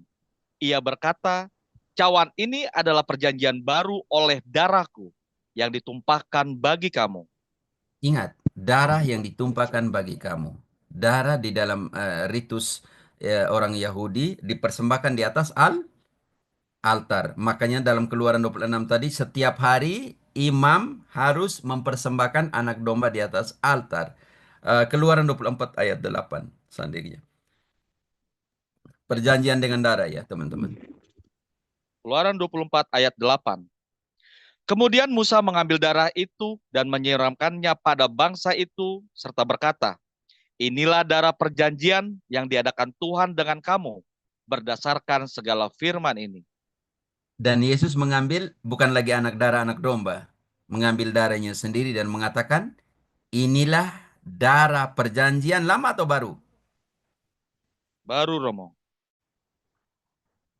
Perjanjian baru. Dan itu saudara-saudariku yang terkasih adalah pengudusan untuk kita ya. Pengudusan untuk kita dalam Ibrani 10:10, tapi tidak usah ke sana. Yang kita bawa itu sungguh-sungguh cawan Tuhan, darah Tuhan di dalam yang telah kita baca dalam 1 Korintus 11:26, 1 Korintus 10 ayat 16-17 tadi, persekutuan dengan darah Tuhan, persekutuan dengan tubuh Tuhan.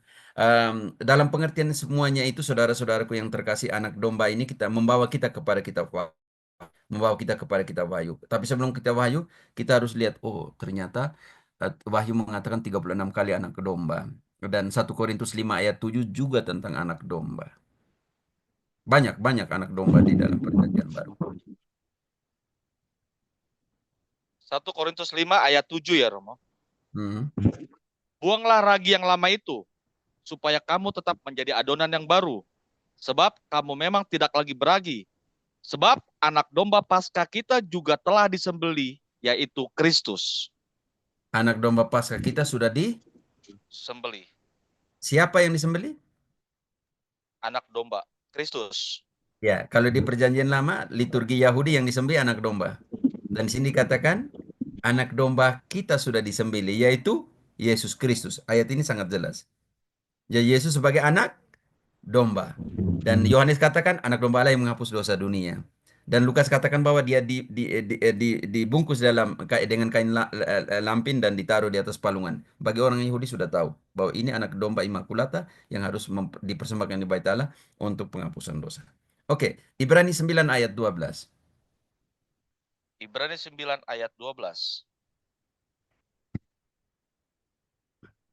Dan ia telah masuk satu kali untuk selama-lamanya ke dalam tempat yang kudus, bukan dengan membawa darah domba jantan dan darah anak lembu, tetapi dengan membawa darahnya sendiri.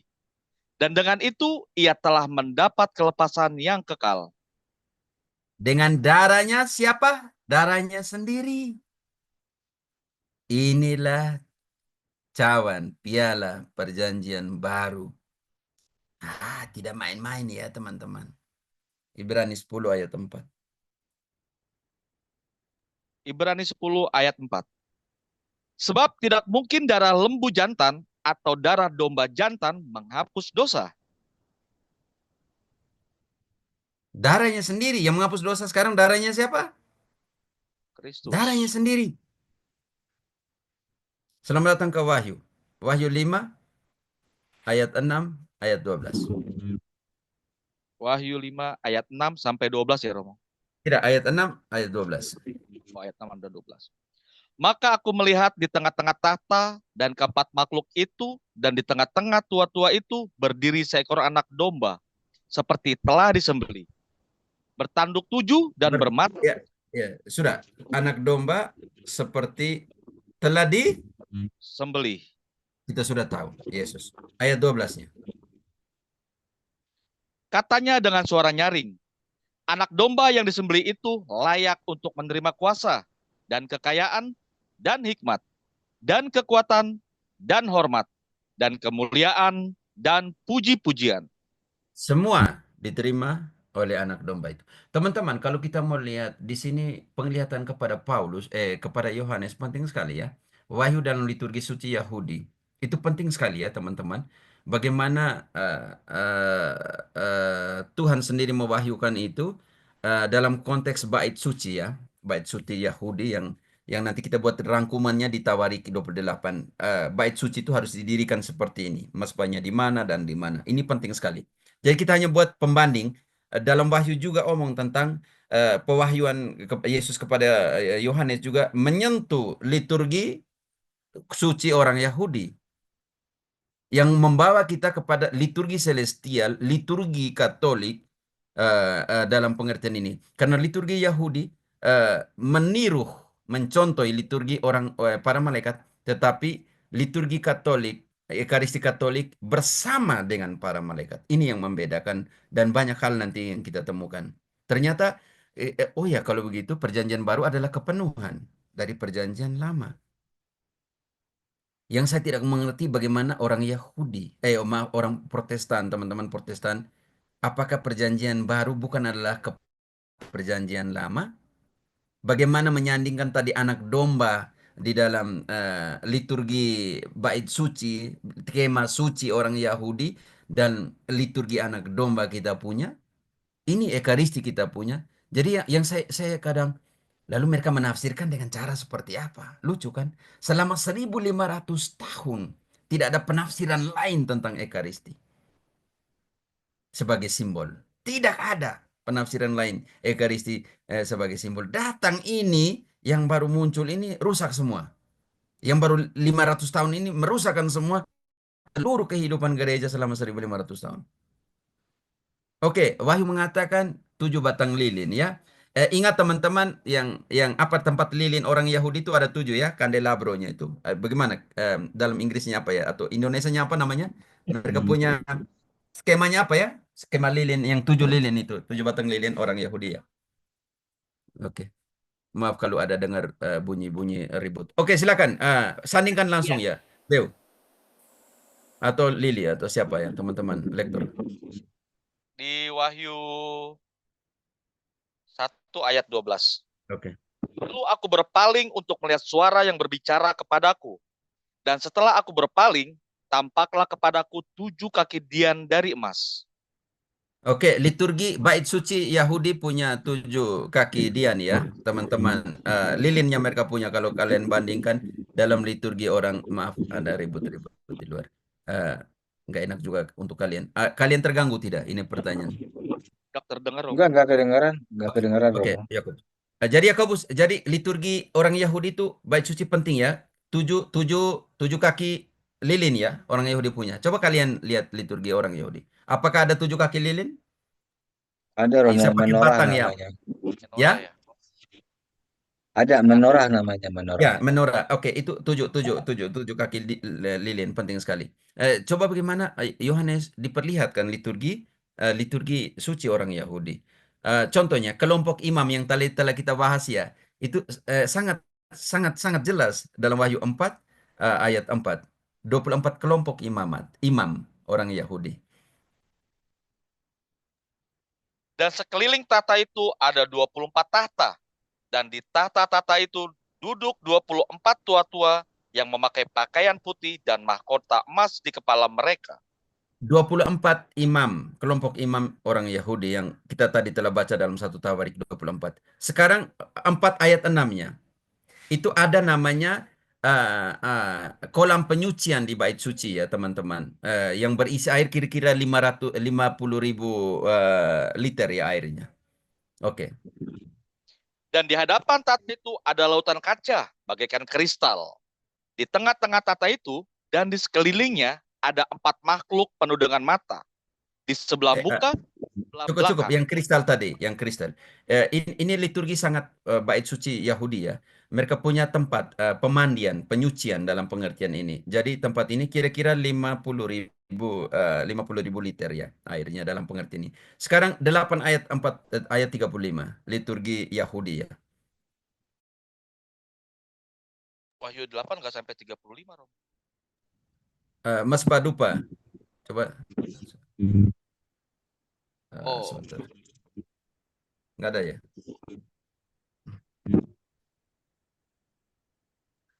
Wahyu 8 ayat 3 sampai 5 Om Dewu.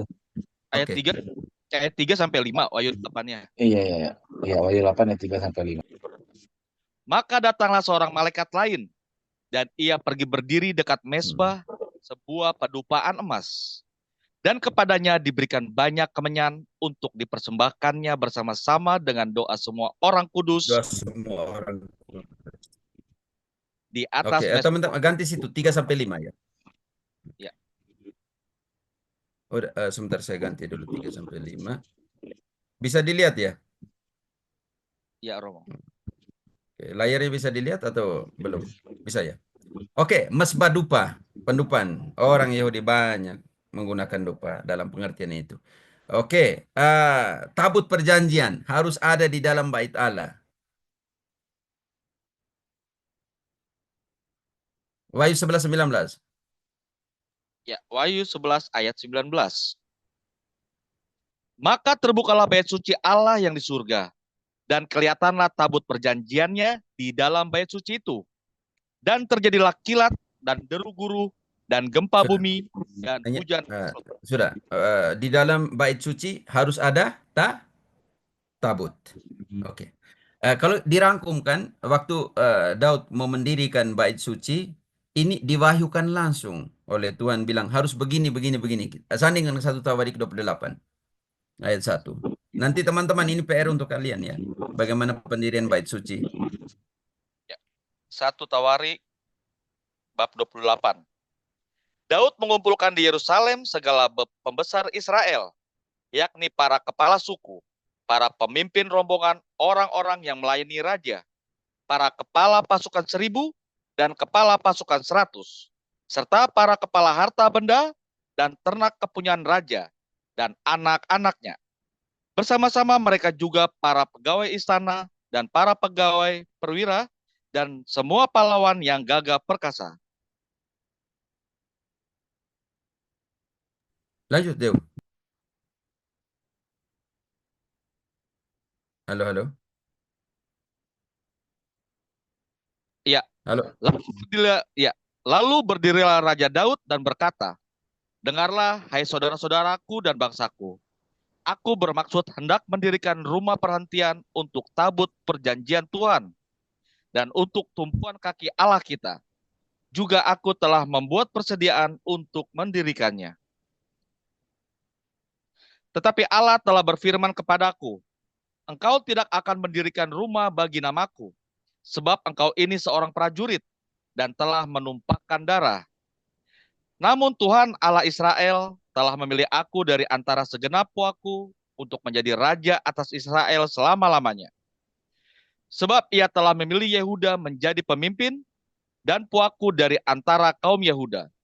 Dan dari antara anak-anak ayahku, ia berkenan kepadaku untuk mengangkat aku sebagai raja atas seluruh Israel. Dan dari antara anak-anakku sekalian, sebab banyak anak telah dikaruniakan Tuhan kepadaku. Ia telah memilih anakku Salomo untuk duduk di atas tata pemerintahan Tuhan atas Israel. Langsung Ia langsung ke ayat 10-nya. ya, camkanlah sekarang, sebab Tuhan telah memilih engkau untuk mendirikan sebuah rumah menjadi tempat kudus. Kuatkanlah hatimu dan lakukanlah itu. Oke, sekarang bagian-bagian dalam ruangannya, ayat 11. Lalu Daud menyerahkan kepada Salomo anaknya rencana bangunan dari balai bait suci dan ruangan-ruangannya, dari perbendaharaannya, kamar-kamar, saya ulangi, sorry. Lalu Daud menyerahkan kepada Salomo anaknya rencana bangunan dari balai bait suci dan ruangan-ruangannya, dari perbendaharaannya, kamar-kamar atas dan kamar-kamar dalamnya, serta dari ruangan untuk tutup pendamaian. Lanjut. Selanjutnya rencana dari segala yang dipikirkannya mengenai peralatan rumah Tuhan dan bilik-bilik di sekelilingnya, mengenai perbendaharaan-perbendaharaan rumah Allah dan perbendaharaan barang-barang kudus. Tahan. Pertanyaan saya, di dalam ruangan ibadahnya Protestan, ada bagian-bagian ruang Maha Kudus, ada perbendaharaan barang-barang kudus. Ayo teman-teman. Ada. Ada rombongan para imam, ayat 13-nya. Dewa ayat 13. Mengenai rombongan-rombongan para imam dan para orang Lewi, dan mengenai segala pekerjaan untuk ibadah di rumah Tuhan, dan segala perkakas untuk ibadah di rumah Tuhan. Perkakas, ayat 15-nya. Yakni sejumlah emas untuk kandil-kandil emas, dan lampu-lampunya yang dari emas, seberat yang diperlukan tiap-tiap kandil, dan lampu-lampunya, dan perak untuk kandil perak, seberat yang diperlukan perak untuk satu kandil, dan lampu-lampunya, sesuai dengan pemakaian tiap-tiap kandil dalam ibadah. Ayat 16. Kemudian diberikannya sejumlah emas untuk meja-meja roti sajian, meja demi meja, dan perak untuk meja-meja dari perak. Ayat 17. Piala nanti. Selanjutnya emas murni untuk garpu-garpu dan bokor-bokor penyiraman dan kendi-kendi. Juga untuk piala-piala dari emas seberat yang diperlukan untuk tiap-tiap piala.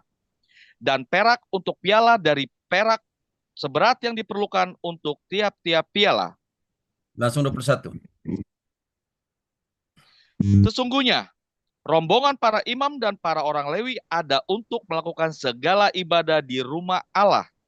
Dan ada beberapa sukarelawan yang ahli dalam setiap tugas yang dapat membantu engkau. Juga para pemimpin dan seluruh rakyat ini sepenuhnya ada di bawah perintahmu. Oke teman-teman, jadi kalau seandainya Yohanes menyentuh, bukan seandainya, dia menyentuh ibadat suci, bait suci, kita harus kembali tahu di dalam bait suci itu ada apa.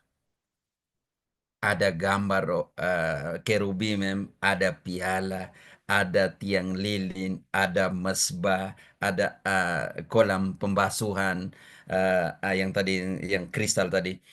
Di gereja Katolik ada apa saja? Ada gambar-gambar liturgis, ornamen liturgis, ada patung, ada tempat permandian, ada altar, ada atril sabda, altar penyembahan. eh, Kurang di mana? Ada tiang lilin, kurang di mana? Kalau seandainya adalah perjanjian baru adalah kepenuhan, juga dalam pengertian kepenuhan liturgis perjanjian baru, bagaimana dengan kultus Protestan yang tidak ada sama sekali yang disentuh di dalam kitab suci? Dan itu banyak orang pergi ke sana. Saya bingung. Mana banyak tidak, ada beberapa yang pergi ke sana. Jadi bagaimana kepenuhan liturgis? Sekarang marilah saudara dan saudariku yang terkasih. Apa ada di sini? Apa yang ada di sini? Wahyu dan Ekaristi Katolik. Tadi Wahyu dan liturgi kudus orang Yahudi. Sekarang Wahyu dan liturgi kudus orang Katolik. Minggu sebagai hari adorasi. Wahyu 1:10. Cepat-cepat ya, teman-teman. Kita cepat-cepat. Wahyu 1:10. Pada hari Tuhan aku dikuasai oleh roh, dan aku mendengar dari belakangku suatu suara yang nyaring, seperti Oke, bunyi hari Tuhan, hari Minggu, hari adorasi, selesai. Mazbah, Wahyu, 8. 8 tadi sudah baca tentang orang kudus, langsung belum ya? Sama, orang kudus. Di atas Mazbah, langsung ke sebelah satu. Kita ambil satu-satunya cukup. Kemudian diberikanlah kepadaku sebatang bulu, seperti tongkat pengukur rupanya, dengan kata-kata yang berikut: bangunlah dan ukurlah bait suci Allah dan mesbah dan mereka yang beribadah di dalamnya. Amin, haleluya. Ada mazbah, ada bait Allah. Harus ada itu, bukan garasi mobil dan lain-lain ya teman-teman. Presbiter, penatua, imam. Yang telah kita baca tadi dari 44, kelompok 24 ya teman-teman. Kelompok imam ya, kelompok imam. Makanya di bait suci yang baru ini harus ada kelompok imam. Kalau tidak sesuai dengan apa yang dalam kitab suci. Baca langsung ke bab 11 ayat 15. Atau yang tadi 19 ayat 4 yang telah kita baca. 15. Lalu malaikat yang ketujuh meniup sangkakalanya, dan terdengarlah suara-suara nyaring di dalam surga. Katanya, pemerintahan atas dunia dipegang oleh Tuhan kita, dan Dia yang diurapinya, dan Ia akan memerintah sebagai raja sampai selama-lamanya. Lanjut. Tadi 11-15 ya? Iya, Romo. Oke, presbiter. Dia akan memerintah selama-lamanya. Sandingkan ke Yesaya 61 ayat 7. Yesaya Ah, 60, ayat 5. Yesaya 61 ayat 5. Orang-orang luar akan melayani kamu sebagai gembala kambing dombamu. Belum. Oke, baca ayat 4-nya. Kamu akan menjadi apa? Mereka akan membangun reruntuhan yang sudah berabad-abad, dan akan mendirikan kembali tempat-tempat yang sejak dahulu menjadi sunyi. Mereka akan membaharui kota-kota yang runtuh, tempat-tempat yang telah turun-temurun menjadi sunyi. Lanjut. Orang-orang luar akan melayani kamu sebagai gembala kambing dombamu, dan orang-orang asing akan bekerja bagimu sebagai petani dan tukang kebun anggurmu. Tetapi kamu akan disebut imam Tuhan, yang akan dinamai pelayan Allah kita. Kamu akan menikmati Dan kamu akan disebut imam Tuhan dan pelayan. Allah kita. Oke, saudara-saudara, kita kembali lagi ke Wahyu tadi. Jadi penting sekali. Jadi para penatua ya, teman-teman, kelompok kelompok imam yang ada di dalam Perjanjian Lama, Perjanjian Baru ada kelompok imam. Kamu akan menjadi imam-imam Tuhan. Dan tadi dalam Ibrani 2 ayat 17, semuanya dalam segala hal kalian disetarakan dengan Yesus Kristus, dan Yesus Kristus dengan saudara-saudaranya, dia akan disetarakan dengan saudara-saudaranya, saudara-saudaranya disetarakan dengan dia dalam segala hal. Dia sebagai imam agung dalam kesetiaan kepada Allah dan penghapusan dosa. Oke, lanjut. Sudah sampai di mana tadi ya? Jubah ya? Para jubah liturgi. Jangan pakai dasi sembarang-sembarang itu. Langsung kepada kita ambil. Engkau masih di 15 tadi kah? Coba 15 ayat 6. Teman-teman, nanti saya berikan kepada kalian. Wahyu 1 ayat 13 ya Romo ya. 13 ya. Cukup ambil satu ayat ya teman-teman. Waktu. Dan di tengah-tengah kaki Dian itu ada seorang serupa anak manusia, berpakaian jubah yang panjangnya sampai di kaki, dan dadanya dengan ikat pinggang dari emas. Oke, di lilin ya. Artinya kalau pasang lilin pasti dekat altar ya teman-teman, dan berjubah, tidak pakai dasi dan lain sebagainya. Oke, yang merayakan itu harus terlibat. Wahyu 14:4. Wahyu 14 ayat 4. Mereka adalah orang-orang yang tidak Mereka adalah orang-orang yang tidak mencemarkan dirinya dengan perempuan-perempuan, karena mereka murni sama seperti perawan. Mereka adalah orang-orang yang mengikuti anak domba itu kemana saja ia pergi. Mereka Harus ditebus dari ya, saudara. Mereka mengikuti anak domba kemana? kemana saja ia pergi. Dan Mereka ditebus dari antara manusia sebagai kurban-kurban sulung bagi Allah dan bagi anak domba itu. mengikuti anak domba. Dan dalam Ibrani 2 ayat 17, mereka dalam segala hal disetarakan, disamakan dengan siapa? Dengan saudara-saudaranya. Dalam kesetiaan kepada Allah dan korban penghapusan dosa dunia. Oke. Yang selibat ada di sini, imam selibat. Batang lilin sudah tadi ya, yang tidak kita baca tadi. Dupa sudah kita baca. Buku-buku yang terbuka di altar ya Tuhan teman-teman ya. Kalian bisa. Piala, Wahyu 15 ayat 7. Tanda salib, Wahyu 7:3, 14:1, 22 ayat 4. Kemuliaan kita baca kemuliaan. Contoh tanda salib gampang lah. Kalian lihat tahu ya tanda salib ya, tanda di dahi. Oke, kemuliaan Wahyu 15. Kemuliaan Wahyu 15:3, 4. Dan mereka menyanyikan nyanyian Musa, hamba Allah, dan nyanyian anak domba bunyinya. Besar dan ajaib segala pekerjaanmu, ya Tuhan Allah yang Maha Kuasa. Adil dan benar segala jalanmu, ya Raja segala bangsa. Siapakah yang tidak takut ya Tuhan? Sudah. Ayat 4-nya. Siapakah yang tidak takut ya Tuhan dan yang tidak memuliakan namamu? Sebab engkau saja yang kudus. Karena semua bangsa akan datang dan sujud menyembah engkau. Sebab telah nyata kebenaran segala penghakimanmu. Saudara-saudara, kemuliaan kepada Allah. Haleluya yang telah kita baca tadi. Kudus, kudus yang kita baca 4 ayat 8. Wahyu 4 ayat 8. Dan keempat makhluk itu masing-masing bersayap 6, sekelilingnya dan di sebelah dalamnya penuh dengan mata. Dan dengan tidak berhenti-hentinya, mereka berseru siang dan malam. Kudus, kudus, kuduslah Tuhan Allah yang Maha Kuasa, yang sudah ada dan yang akan datang. Tanpa berhentinya siang dan malam. Ketika kalian tidur, kami merayakan Ekaristi. Ketika kami tidur, kalian merayakan Ekaristi. Tidak pernah terputuskan. Kudus-kudusnya siang dan malam. Belahan dunia ini malam, kalian sore, kami pagi, kalian malam, dan semuanya itu. Ekaristi sepanjang jalan. Oke, sepanjang zaman, sepanjang waktu. Anak domba Allah yang telah kita baca tadi. Amin. Langsung Wahyu 19 ayat 4 atau 22 ayat 21. Terserah mau pakai yang mana. Wahyu 22 ayat 21 aja Romo. Oke. Ya. Kasih karunia Tuhan Yesus menyertai kamu sekalian. Amin. Malaikat dan orang kudus yang kita telah sentuh dari Wahyu 5 ayat 8, 6, 9 sampai 10, Wahyu 3, 8, 3, 4, dan perantara orang kudus dan semuanya itu. Perawan Maria sangat jelas Wahyu 12, 1 sampai seterusnya. Tidak apa. Malaikat Agung, Mikael ada. Perjamuan pernikahan anak domba yang telah kita baca sebagai apa namanya tadi pembukaan Lectio Divina tadi. Teman-teman nanti bisa baca sendiri, sandingkan sendiri.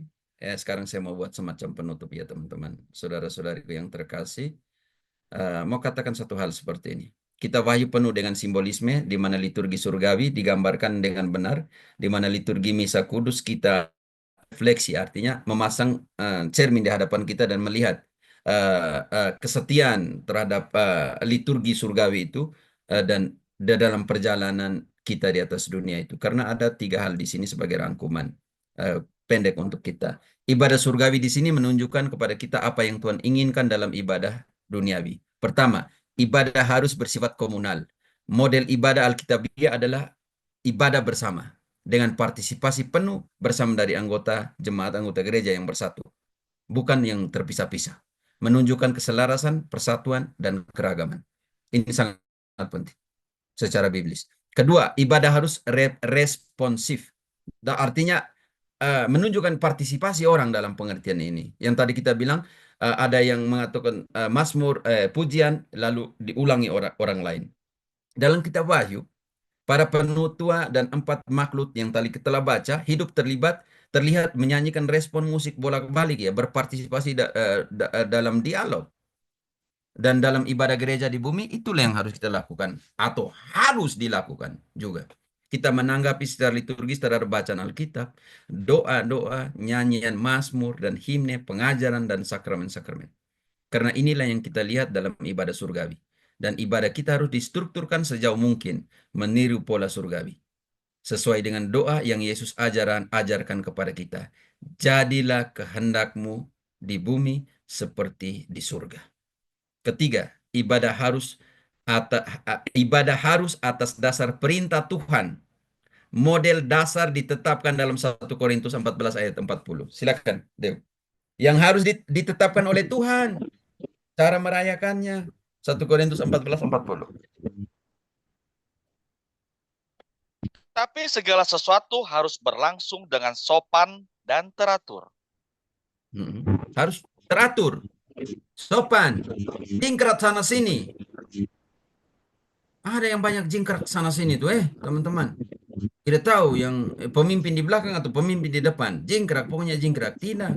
Semua ibadah harus secara sopan dan teratur. Sesuai dengan apa? Lakukanlah ini sebagai kenangan aku. Yang Korintus, Paulus dalam Korintus 1 Korintus 11 ayat 23. Yang saya terima dari Tuhan, saya teruskan kepada kalian. Bagaimana ibadah ini strukturnya tidak jelas? Sangat tidak biblis. Orang Yahudi sangat jelas loh. Masuk harus begini, keluar harus begini. Prosesi harus begini, berakhir harus begini. Jangan sentuh sembarang. Mati kalau sentuh tabut perjanjian di dalam prosesi. Hal-hal seperti ini. Teratur. Teratur. Terstruktur. Itulah ibadah liturgis. Itulah ibadah Alkitabiah. Jangan taruh sembarang-sembarang. Taruh band di sana, musik di sini, drum di sini, gitar bass di sini. Tidak tahu lagi roh mana yang berbicara. Sekian dan terima kasih. Saya kembalikan. Maaf lewat 5 menit ya, Yakobus. Oke teman-teman, bangga sedikit jadi Katolik lah.